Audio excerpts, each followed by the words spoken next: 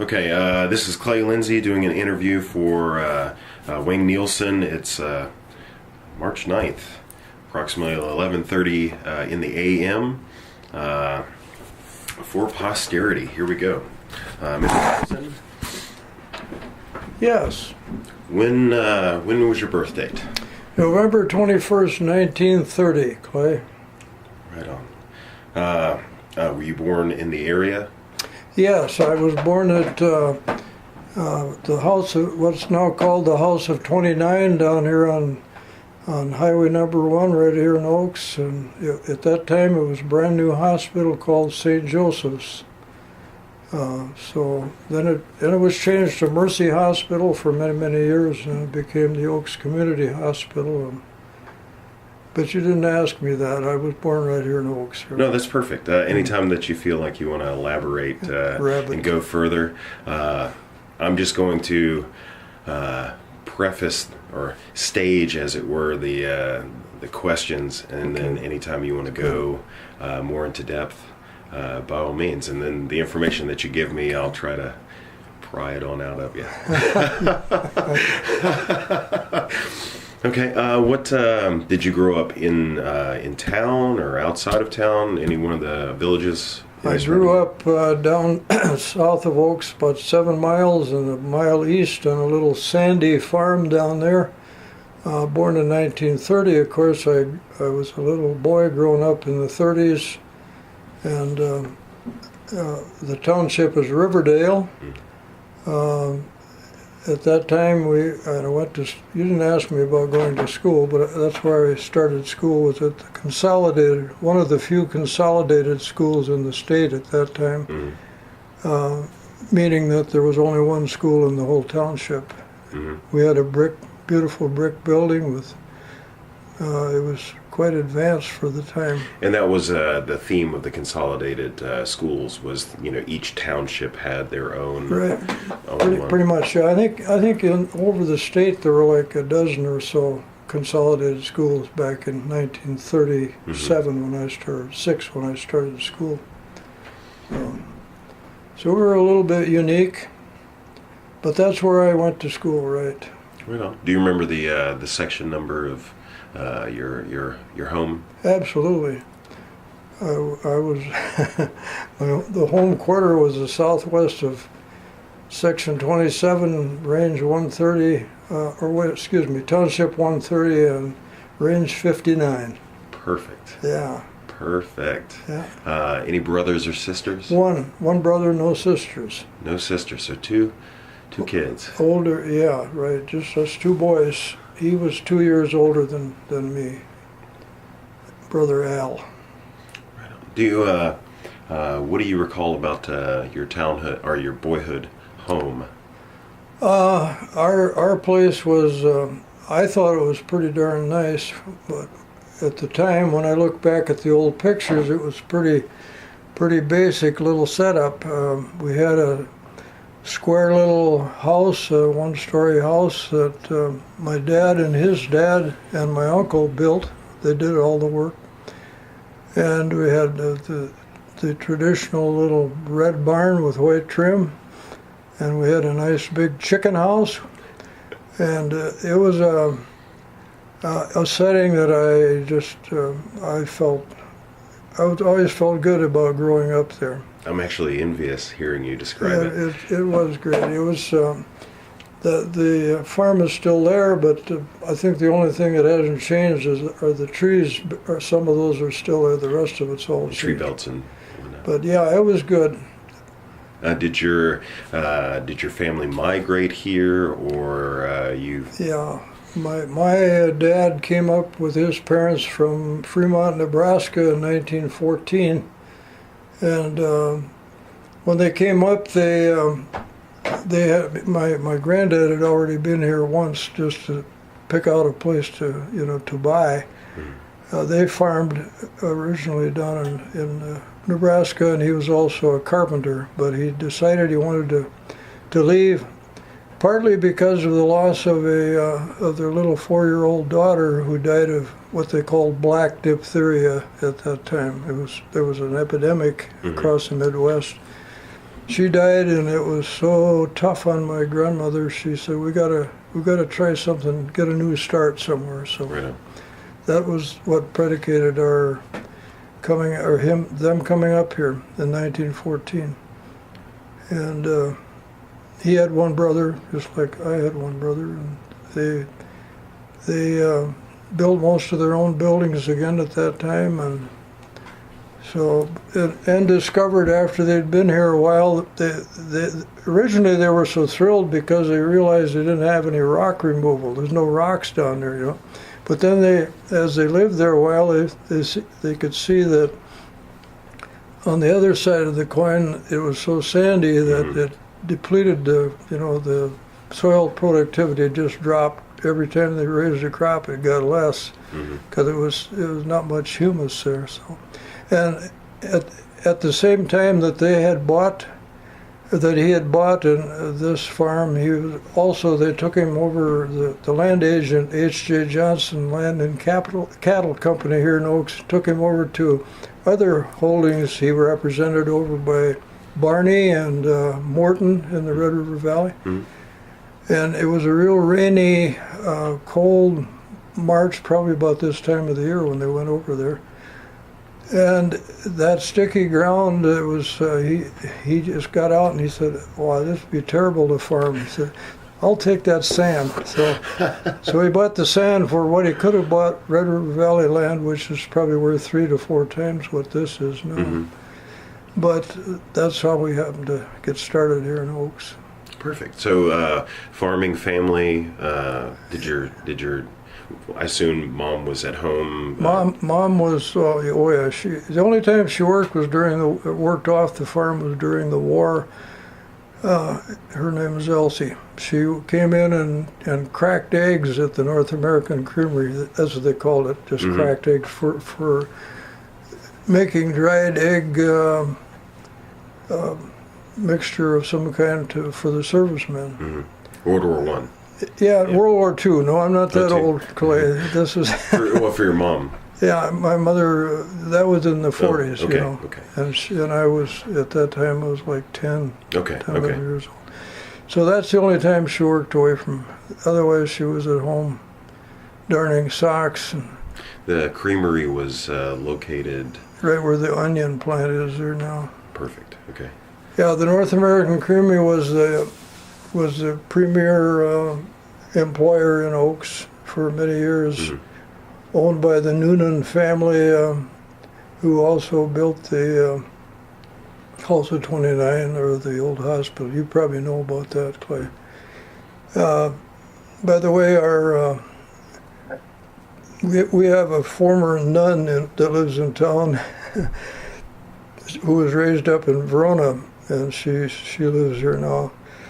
Her family is related to the Noonans. In fact, I think her mother was a Noonan, so she knows the background real well of them. But you didn't ask me about her. Yeah, that's fine.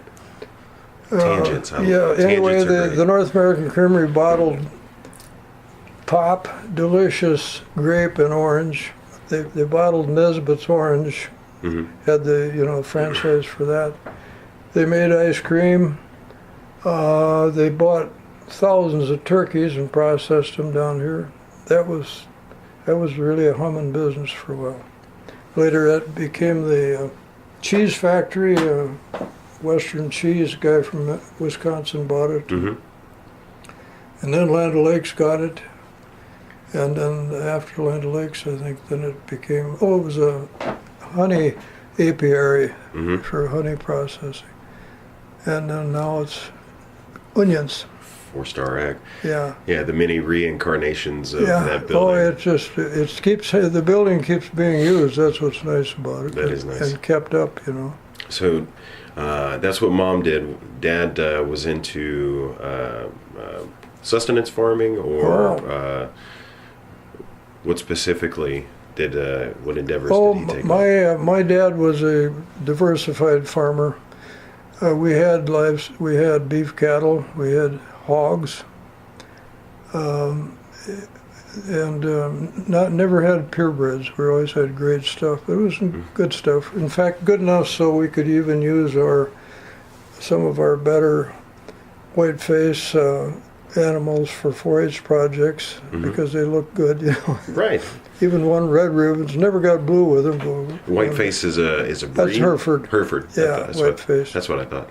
Yeah, there are whiteface cattle a Ruddy lot. brown. Yeah. Right, there still are, and there are black white faces, which are, you know, a blend between black Angus and Hereford. Yeah, anyway, then also he raised, you know, barley, corn, whatever. And during the 30s, we raised hardly anything but thistles. I remember that. And in fact, green thistles were even piled up and fed to the livestock to try to keep them alive. Mm-hmm. But they would get cows would get terrible diarrhea from the thistles and get thinner and thinner. So they sold a lot of them for next to nothing just to get them off the place. But yeah, we had a good, and then he rented good land. We called that the good land down by the river, close to the James River. He rented a couple quarters down there. So that was always our main farming area for the crops. And the home was mostly pasture and hayland. So at its largest, the family farm. Oh, we were not big. Let's see. Dad owned 2 quarters, and then he rented 2, so a section of land. At that time, it was probably a lot, yeah. Considered pretty big. Nielsen was one of the big farmers in Riverdale, but now he would have been one of the smaller ones if he was still operating like that. Okay, so for after you left the consolidated school, did you graduate? I know I don't want to. This is not a place to blow my horn, because there's nothing to blow my horn about, because as it happened, I was the only one in my grade when I started 7th grade down at Top Riverdale. Of the class. And the teacher, I know she kept standing and looking at me, and I thought, what's she studying me for? I said, something's coming here. So one day she said, you stay after school and talk to you for a little while. And the school bus, so-called, is somebody's car waiting for us out there. They delivered us by private cars. So she said, how would you like to be an 8th grader? And that was the first week of 7th grade. Oh, I just was scared with it. 8th grade, how can I do that? Well, she said, we've got some tests, and I think maybe you could pass them, and if you do, we'll move you up. That way we won't have you stuck in one grade by yourself. Worst move I ever made in my life. Really? I did do it. I started high school when I was 12, going to Oakes High School, because I had started when I was 5, started school.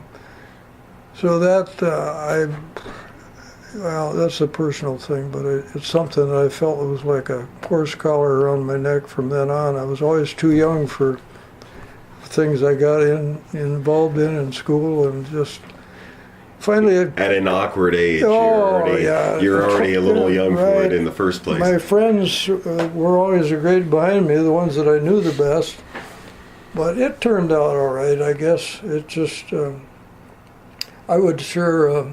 We're not asking for educational advice here, but I think it's so much better, the other extreme, if necessary, to hold somebody back like they used to do, and not socially promote them, that usually turned out better in the long run. But anyway, that's what they did with me. Brother he was at the right age at the right time. He played football, and he really enjoyed his high school years. I don't think I did it very much, but... Anyway, that's the way that went. Yeah, so Oakes High School class of? I graduated with a class of 1947. Yeah, after the big war. Yep. Yeah. And the gal that I met in high school was, when I was a senior, she was a freshman. But anyway, that has nothing to do with anything really. Yeah, it was when we drove to school. We had our own car. We were one of 3 farm kids that had their own car, or farm families. It was a 1930 Model A coupe. It had been repainted real nice, robin's egg blue with yellow wheels, had a rumble seat, and they called it. Uh-huh. Have you ever heard of A little flip-up seat. Yeah, it's outside the car, but you just flip that lid back, and the lid acts as a backrest, and there's no cushion, nothing. You just sit on a flat plate back there. But it's called rumble because that's what it did. You just and but we drove that to town, and we were the envy of a lot of the town kids who all had to walk to school, of course, naturally. And in fact, it was really a boon to our social life because we were able to pick up some of the girls and give them rides home that they would never have looked at us if we hadn't had the Model A. So what did teenage boy social life look like in high school having a car? Because most kids in high school, in the U.S., have access to a car. Yeah. So that's one of those things that they take for granted, but They given sure this do. period of time. Well, by the way, when I drive past the school and see it, it looks like a used car lot. There's probably not a couple, maybe 100 cars parked out there.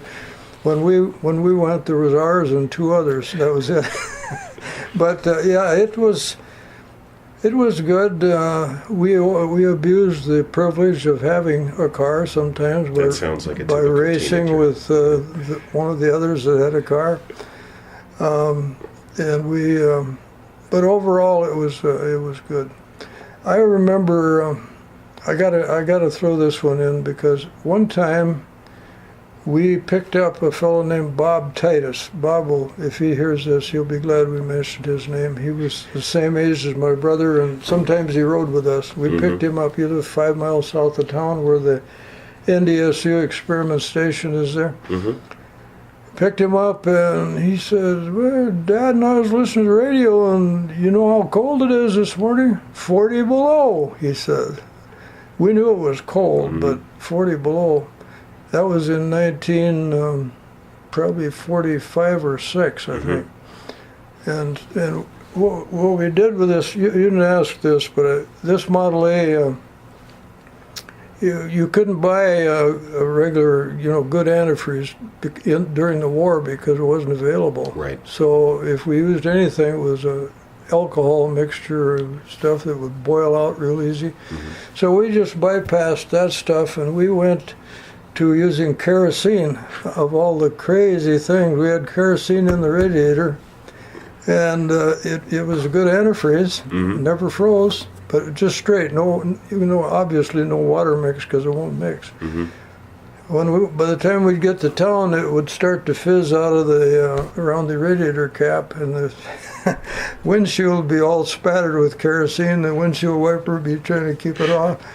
And dangerous, oh man, but we never got a fire, just by luck. And in the Model A's, they had the gas tank for the fuel tank for the Model A sat right up in front of the dash, of all places, up high, and the cap to put the gas in was just in front of your windshield. So in the event of, that had nothing to do with kerosene, but if you ever had a head-on or something, it would have been, you just blow the tank would have exploded right in your face. Yep. They weren't worried about that in those days.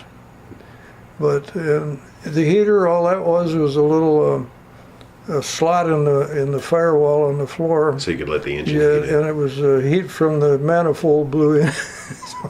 So you get the good old mixture. days. You get the mixture of kerosene fumes and every other thing coming through there. But anyway, that's the way that went. But social life was enhanced by that. And we picked, in fact, the first little girl that I ever looked at had huge dimples, and she lived on the hill over across the river here, and she would get about halfway home. This is when I was driving alone, and Ellen had graduated from high school, but she just kind of depended on that. She'd kind of turn to listen. She'd hear that pop, pop, pop, little four banger come along there. But that was, I look back, it was just fun. Yeah, I loved high school. I did. Even though I was too young, I still loved it. What about post-high school, college? Or? Okay, I went to UND when I was, I was 16 when I enrolled up there. Mm-hmm. And I went there because my cousin was a sophomore there that year, and he thought Wayne should get some kind of education. He's not going to be a farmer, they said. So I went up and matriculated there at good old UND when we were really the Fighting Sioux at that time. Mm-hmm. And that's right. They're changing the mascot, aren't they? Yeah, they are. It's a painful process, but they're doing it.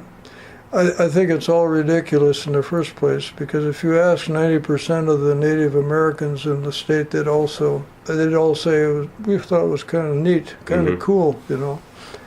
But there were a minority of them thought it was offensive, so there you go. The minority, yeah. Yeah. So yeah, I went up there and I took pre-dentistry, and somebody said, "Why are you taking pre-dentistry?" Well, I thought the old dentist is living in an awful nice house here in Oakes, and I want to do well. So that's what I took, and I don't know what to blame it on, but anyway, I did well the first semester. I was kind of coasting on my good high school background there the first semester. Second semester, too much social life. I joined a fraternity right away. Which one? Theta Chi. There's no Theta Chi chapter up there anymore. Probably partly my fault, I don't know. Pretty active one at SU, I guess. So I joined that, and by late February, I had screwed my chances, and I was skipping classes, going to shows. I was just an immature brat, that's what I was. Ended up coming home, and well, if this was a psychology study, it would be more interesting. I came home like the proverbial dog with the tail between his legs, you know. I'd see people on the street and they'd say, "Hey, I thought you were going to UND." Well, yeah, well, I was, but I quit, you know. Mm-hmm. I dropped out. So anyway, that was the end of my college career at that time. And I did return and go to UND Ellendale branch when I was 35 years old. Made a choice to do that, and became a classroom teacher, and that lasted about 7 years. And so I've been the proverbial Rolling Stone, but it's all been interesting. It really has. Mm-hmm. So after teaching, what did we get into? Yeah, I drove for just under 20 years for Land O'Lakes on over the road, partly with milk tankers and stuff. So logistical, getting product from here, A to B. Yeah, for a while I was picking up farm route stuff, and then they had some of the routes arranged, so you'd pick up a few stops, and you'd end up going down into Minnesota with a load that had already been started before you left, so you had a pretty good amount on the outfit, and then you pick up a couple on the way, and you go into either Fergus Falls at that time, or Alexandria, or Perham was our big stop, main stop. So yeah, that's what I did till I retired. I liked teaching, but I just felt like got into it so late I wasn't really I don't know. It didn't grab a hold of you. Well, no, not if if I'd have done that when I was 20, I think that would have been my career, because I liked it, but I was tense, nervous. I was debate coach with no experience, no training, nothing. This was at Valley City, and that was a real interesting experience. But yeah, so that's my. And in between those things, I don't know how much time you got, Clay. I got as long as you want. Between that high school, by the way, in high school, even though I was young, I was a busy little guy. I was in chorus, and I was editor of the yearbook, even though I didn't take journalism class, which the rest of the kids on the staff used to rub into me. You're the editor, and you never took journalism. How I got that, I don't know, but I think teacher's pet or something, but Salesmanship. I don't know. But, so I did that, and I played a little football, but I was too little to really amount to much. 155-pound lineman, and slow, So yeah. Anyway, but a couple of the things we did that I think were might interest a few people that are listening. When I became, Bev and I got married when I was 19 and she was 18, by the way, and which was considered not unusual at that time. In fact, most of my friends were 20 when the men were, and most of their wives were 18 or 19. But anyway, I decided at one point that we got to try something different, because farming was depressing to me. It really was. So to move my family, I went to a McConnell Airlines school in Minneapolis for one summer, and then I moved my family down to Chicago, of all places, from little rural Oakes to Chicago, Illinois. Randy, my daughter, was second grade at that time, and I think third grade. Scott was second grade. And little Mark was only 5. He wasn't the one that's, he's 57 now. So we went down there, and I worked for United Airlines in passenger service with the training I had gotten at McConnell Airline. My thought at the time I went into it was, I've always been enamored by anything to do with airplanes. And I thought, wow, I might even push into a position of manager of a small airport like St. Cloud or Aberdeen or something, because I had seen them advertised once in a while asking for applicants. So that's what I had in mind. But then the reality hit me that when I got down to Chicago and realized the likelihood of me ever getting into that, it was pretty remote. So anyway, it was interesting.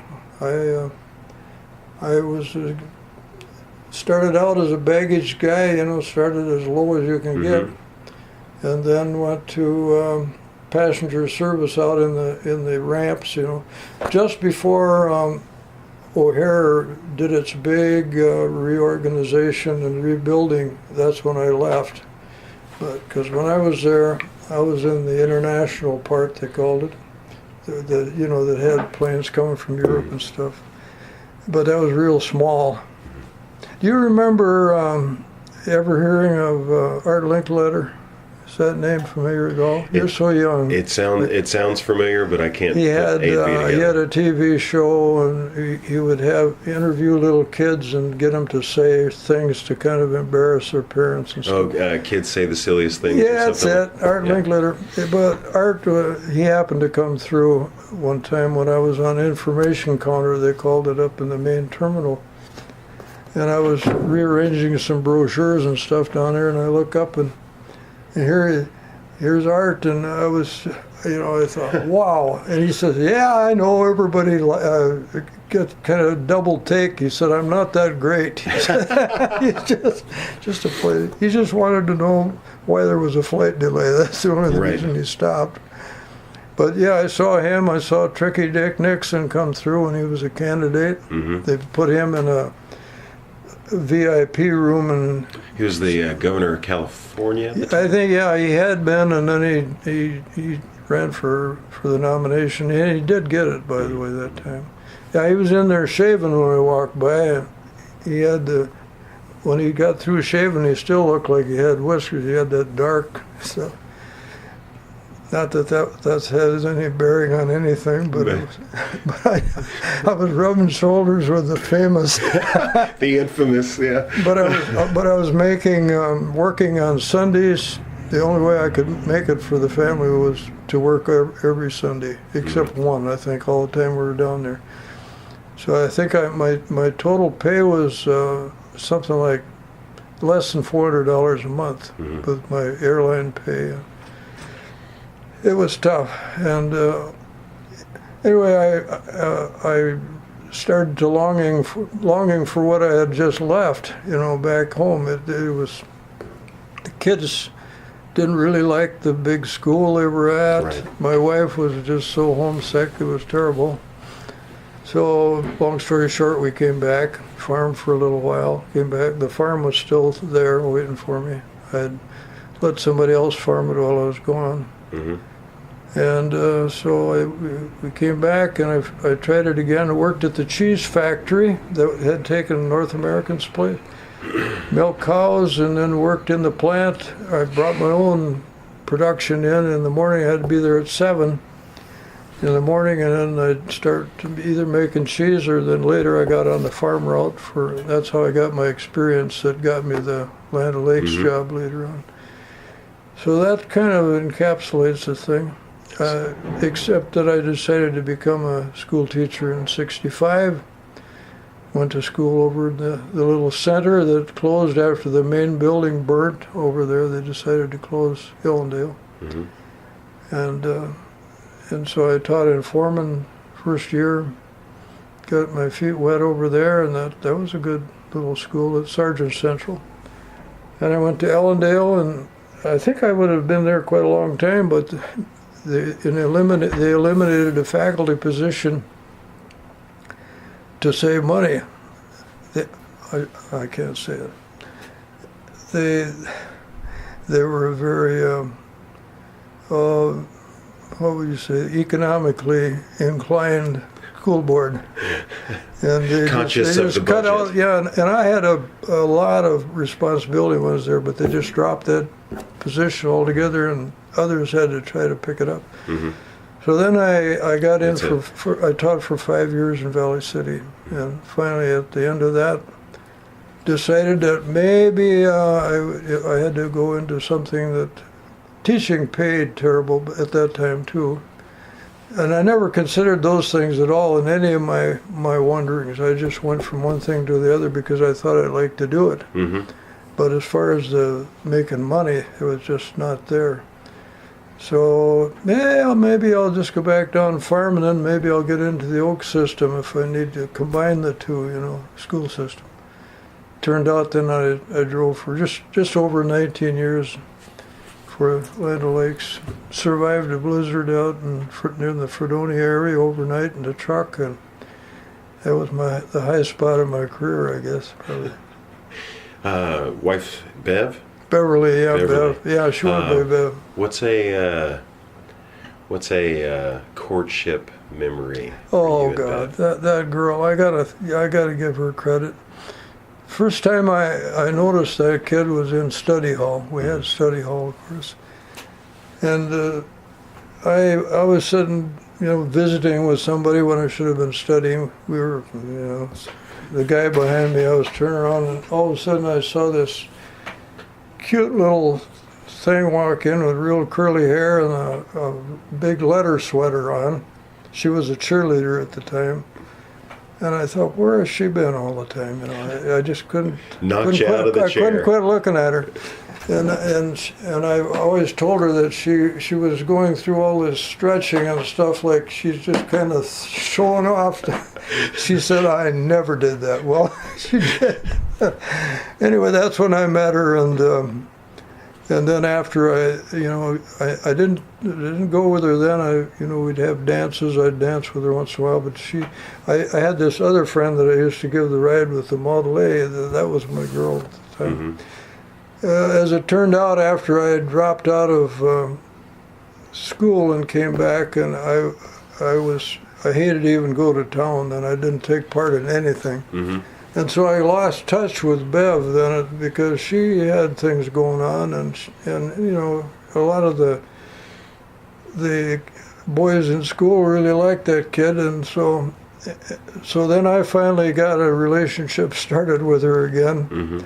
which lifted me out of the doldrums and made all the other would-be suitors pretty. They didn't like me. They called me the pig farmer from out south of town. They'd say, Bev, are you going with that pig farmer again? And It sounds like you were the lucky pig farmer. I was a lucky pig. She was wonderful. And she, we lived together after we were married for 63 years, so I think that says a lot. and we got along good. A lot about her patience, I think. Yeah. The fact that she followed me from one place to the other without ever complaining, I tell you. So how many children? We got 3, and they are 63 years old now. One's going to be 64 now in October, the oldest. Randy lives in Valley City and has 3 children of her own. I have 6 great-grandchildren now and 10 grandchildren. Most of those great-grandchildren were born after Bev passed away in April of 2011. But and then there's Scott, who someday you'll probably meet him, Clay. He's down there once in a while. He lives in Fargo.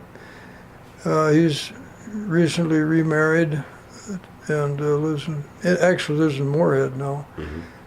And he's retired from a bank job that he had for many years. He was human resources director for a bank. He's 61, I think. Mm-hmm. Yeah. And Mark is a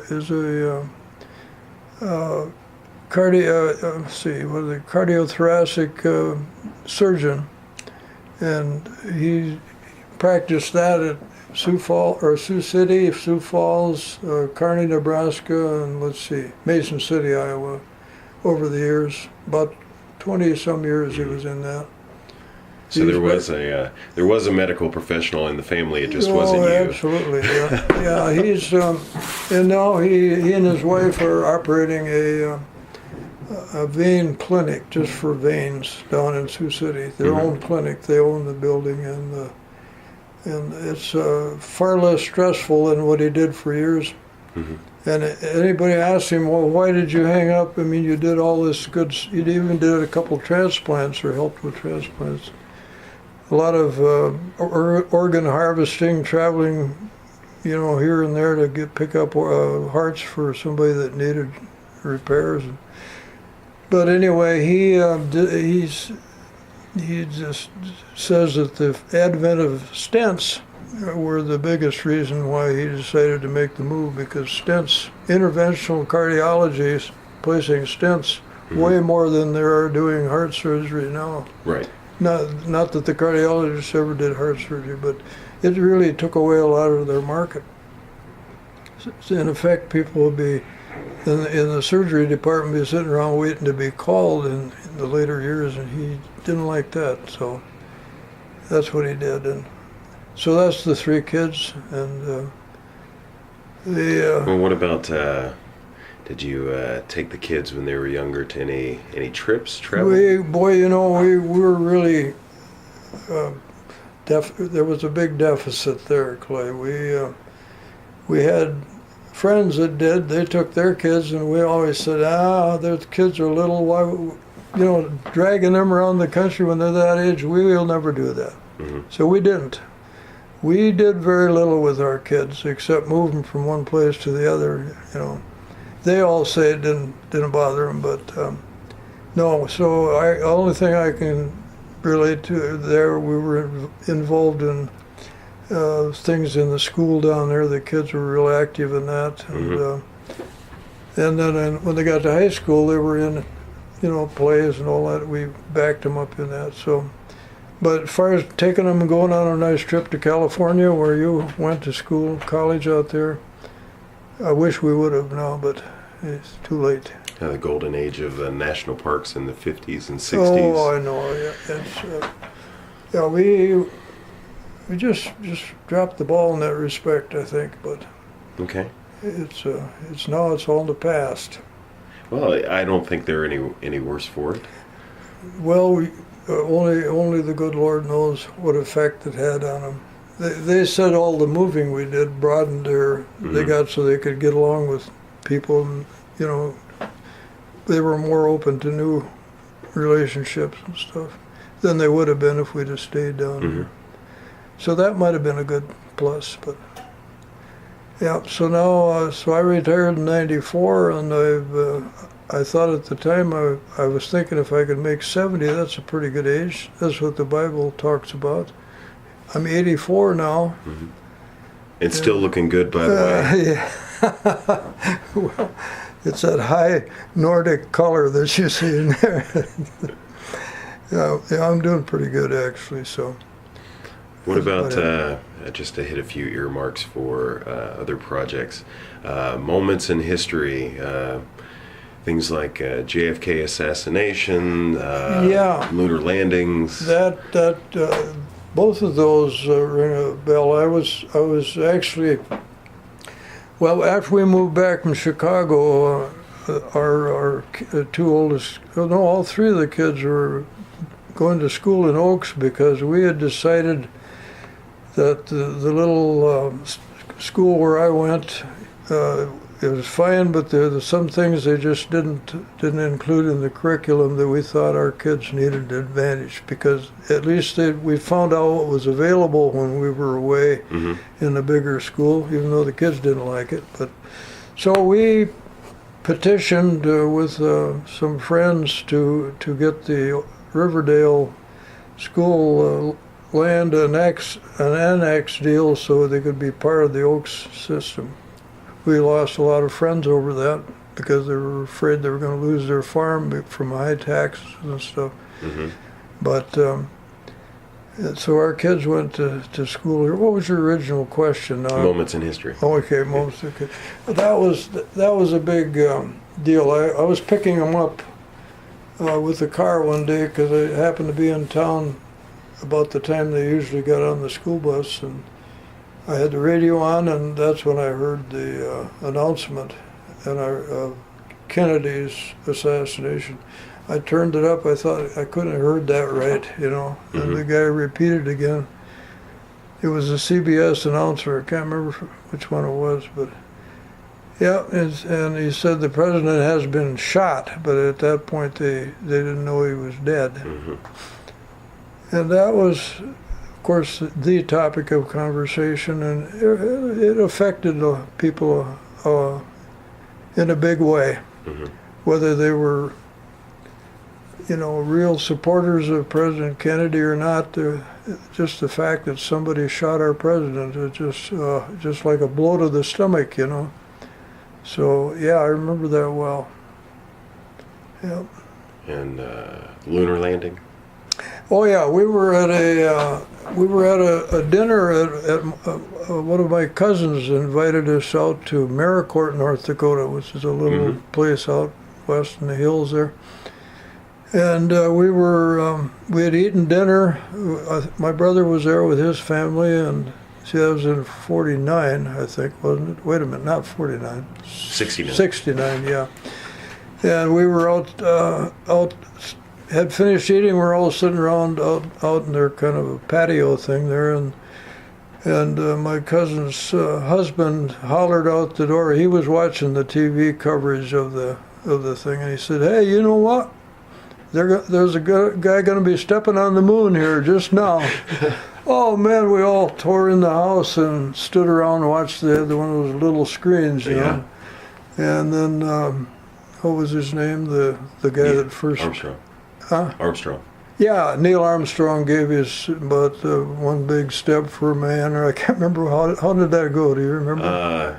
One small step for man, one giant leap for mankind. That's it. Yeah, and I'm actually envious of you hearing this experience. It was a real thrill, I know. And one of the guests, my brother's father-in-law, bless his heart, he would never believe that. He said the whole thing is staged. I cannot believe it, and he never would. He said it's a production put on by the government.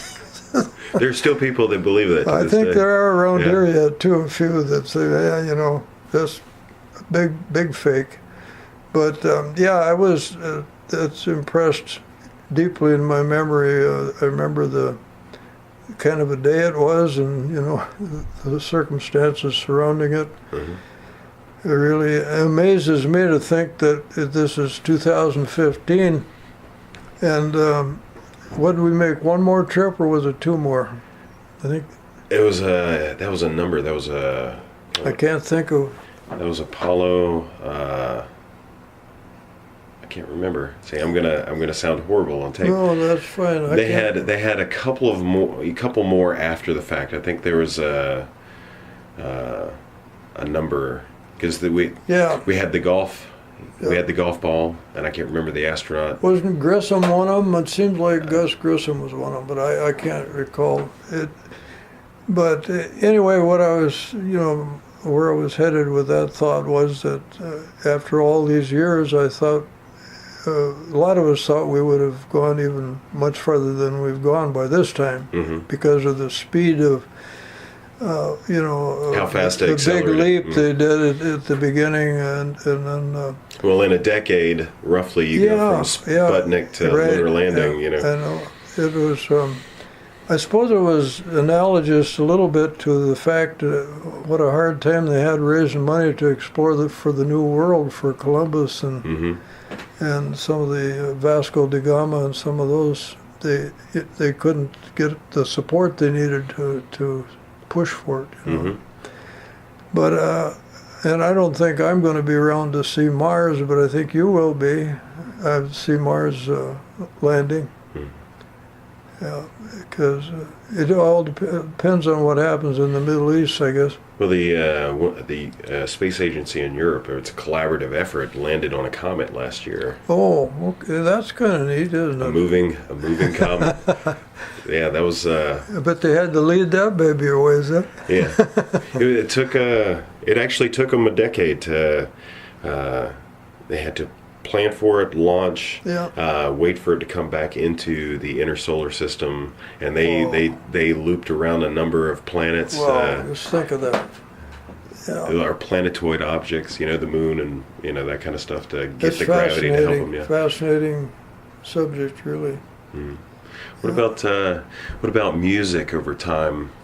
Were you inspired or moved by? This is one thing that strikes a real chord with me, and not a play on words there either.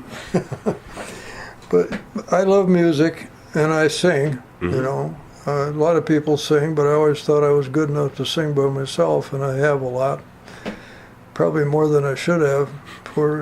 But yeah, I love music.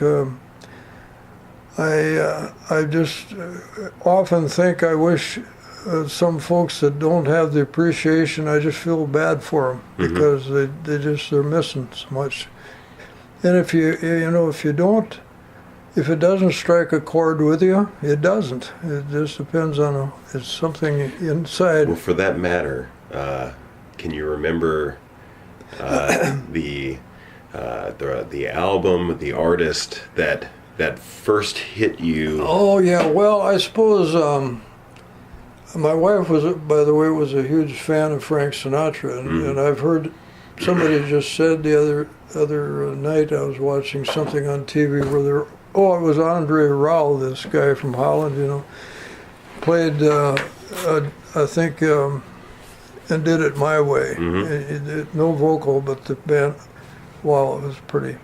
And he stated that, in his opinion, Frank Sinatra was the best vocalist that ever sang in the USA, now or before.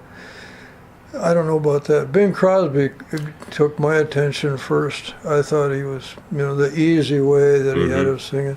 Perry Como was probably my favorite, though, later on, because we didn't use the term cool then, but if he was singing now, they would say Perry is totally cool, totally relaxed, just a terrific range. So yeah, I love and there's a Norwegian lady, Clay, that sings a lot, named Sissel Kyrkjebø is her maiden name, Sissel. I guess it's a typical Norwegian name. I've never heard it, but they call her Sissel. Anyway, Sissel, I believe I prefer her voice to any male voice. I watch her on YouTube a lot. She's about 40 years old now. Started out in Norway. She's the premier Norwegian singer. A little bit operatic, but crossover. She can sing practically anything. That's one of my favorites. I wish everybody that has access would listen to her on YouTube once. They would want to go back and listen again, because she's great, and watch her. She's not only a beautiful singer, she's 5'11". She's a statuesque beautiful gal. Not hard to look at. Not hard. I mean, you can watch her, you know, sometimes you forget to listen to her because Right. you're watching her. But yeah, so yeah, and then in school I was in chorus for 4 years, mixed chorus we called it, Boys and girls. club, yeah. And Bev, by the way, played when she was a freshman. She was one of the pianists that played the accompanist for the choir and for the chorus, because she was good at an early age. By the way, my wife, you didn't ask me to talk about her that much, but she was an accomplished organist and pianist, and I just, we made a pretty good unit because I loved to sing. She was always playing for me, so they could always get Bev Perfect. and Wayne, you know, for weddings, funerals, and stuff. So I miss her in so many ways, and that's one of them. She was always there, and just a good little player. But yeah, anyway, yeah, music is big in my life. Without it, it would have taken a lot of the color away if I hadn't appreciated it. Like, how did that change for you over, you know, through 50s, 60s, 70s? Well, Because, you know, music has I know. drastically changed. I guess I've gotten, you know, narrow-mindedness sometimes comes with age, and it progresses. Yeah. But there is so little of the modern music now that I think can even be characterized as music. It is just, especially the lyrics, that it's tacky. That's why I enjoy YouTube so much, because I can go back and listen to what I think, something that's got some real meat to it, you know, and meaning. And so, yeah, I really. Well, it's not that I know exactly what you mean. The subject matter. It's not that the subject matter has changed. No, it's the way that they explain it or flirt with it or that sort of thing. They would be suggestive back then. Absolutely. And innuendo was king. Yeah. I think I probably enjoy the better elements of country singing more than I do the pop stuff, modern, you know.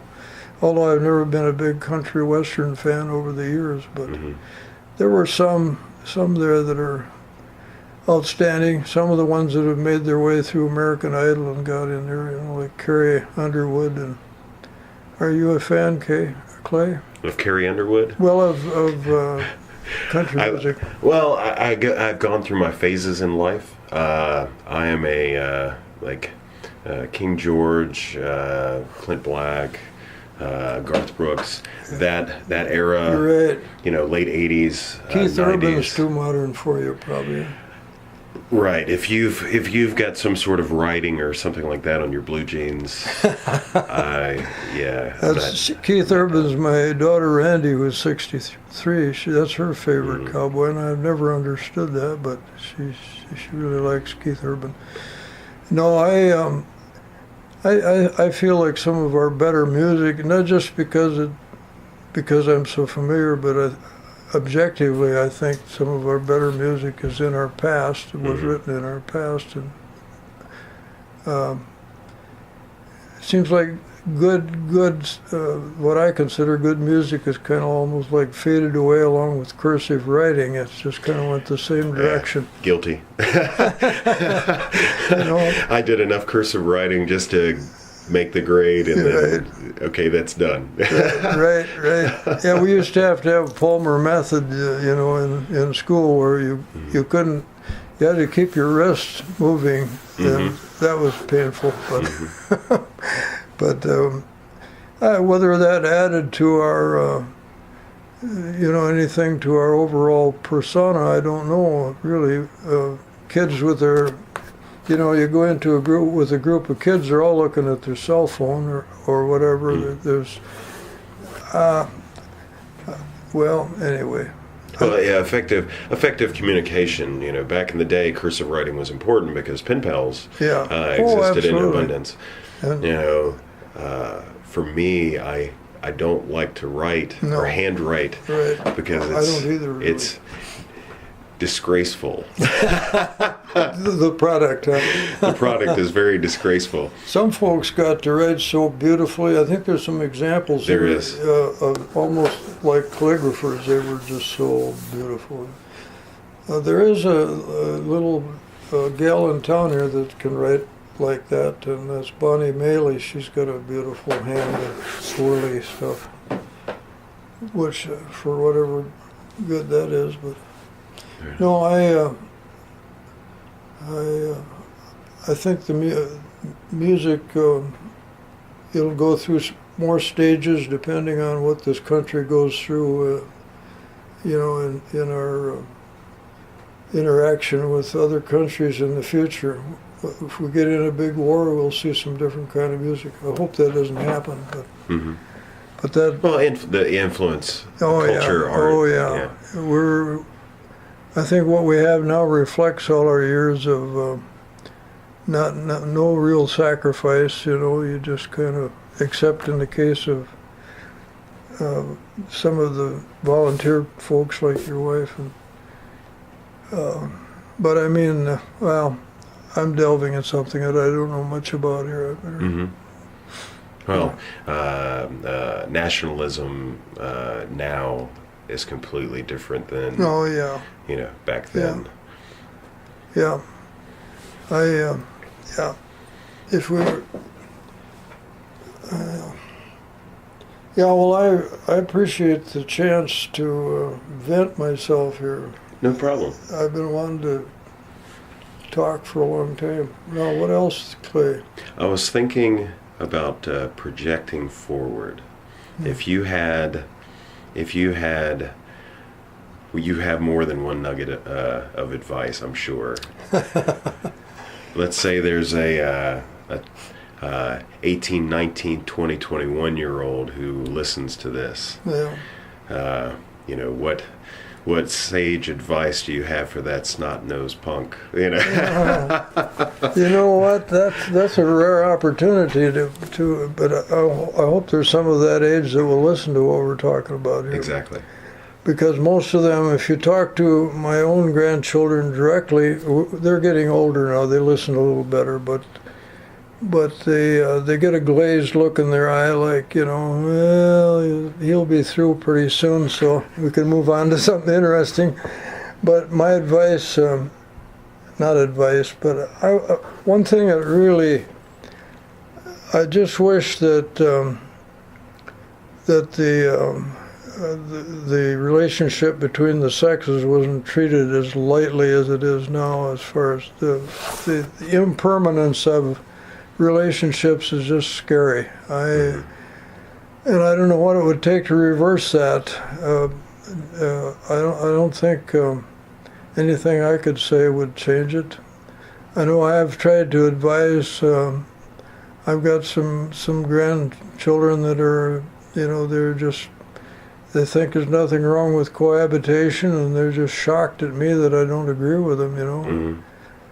And they're good kids in all respects, but in Social context. Yeah, but they know what I think, and it creates tension, and I don't mind the tension, but I just wish they'd listen a little bit. I mean, I have personally such high regard for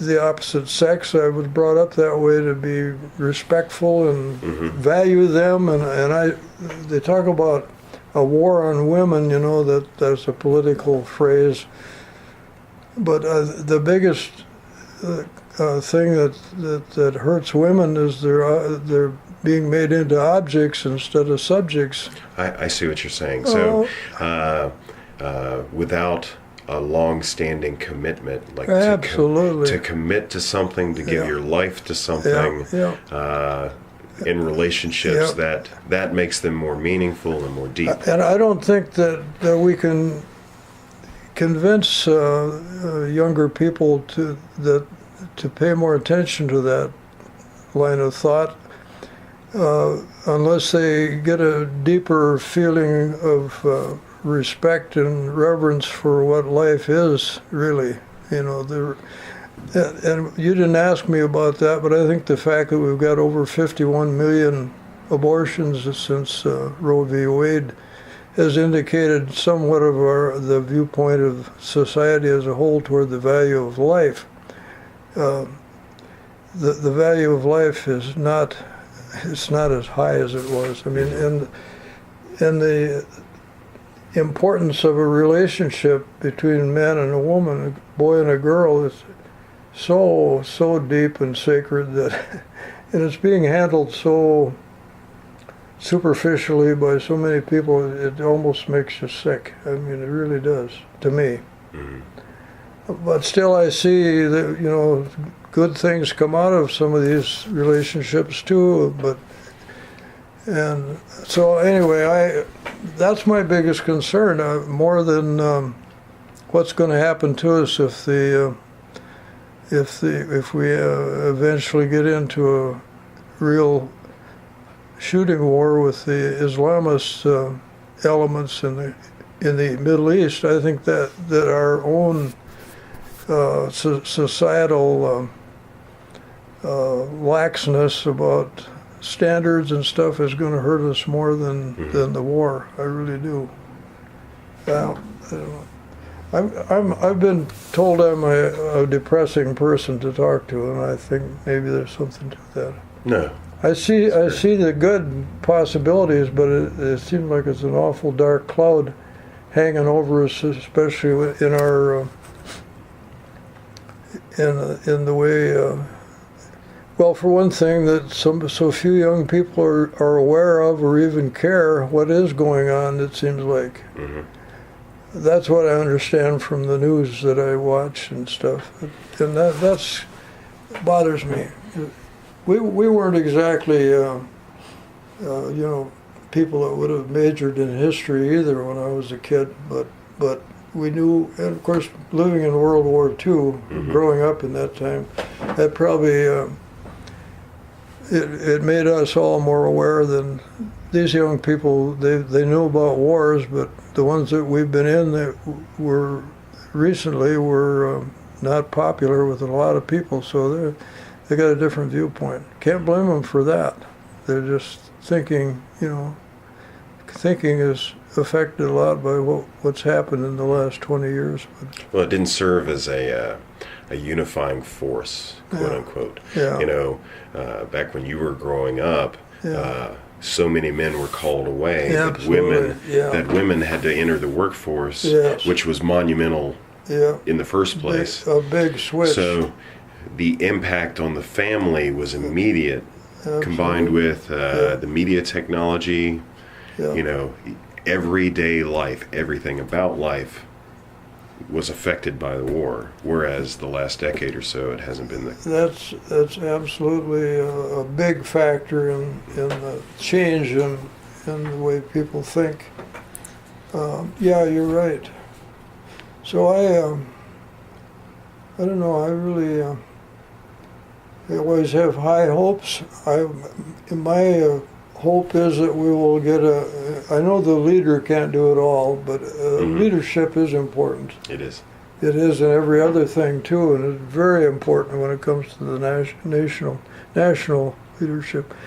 I think if we can elect from either party, I don't know where it'll come from, but if it's somebody that will get some kind of Jeffersonian you know, ideas about the value of our nation, the value of individuals, true liberty, less dependence on government, which we all have we all take our share, I realize that, but we need to drift away from that. If we get somebody with those ideas, but how do they get elected? I don't know. That'll be the question. Especially without money. Yeah, right. You got to have money. So we'll see how it goes. And then if someone like with those inclinations would be elected and surround themselves with some people that think like they do, and then get the support of the media, maybe the media can do a lot to tear down or build up. There's hope, but otherwise, it's just kind of scary. Perfect. Yeah. Well, we'll go ahead and wrap this up for now. It's an open invitation. Anything that we haven't covered that you feel like, you get home and it's like, I should have talked about that. So this could be a possible part 1 of X series with Mr. Wayne Nielsen. Wow. Yeah, well, don't make the people suffer with any more of that, Clay. No, this is perfect. This is absolutely perfect, and we thank you. Yeah, you're welcome. All righty.